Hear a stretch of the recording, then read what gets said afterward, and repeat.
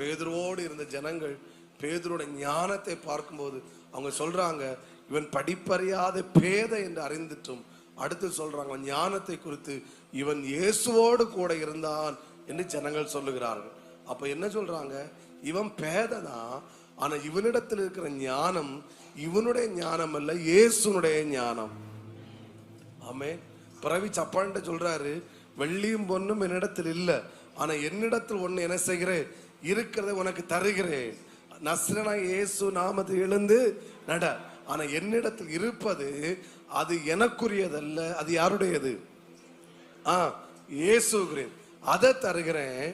ஆமேன். இயேசுவின் நாமத்தில் எழுந்து நட என்று சொன்ன போது 38 வருட வியாதியஸ்தனை பெதஸ்தா குளத்தண்டையில இயேசு எழுப்பி நடக்க வச்சாரு. ஆமேன். இங்க 42 வயது அனுபவம் உள்ள இந்த வியாதியஸ்தனை பிரவி சப்பானிய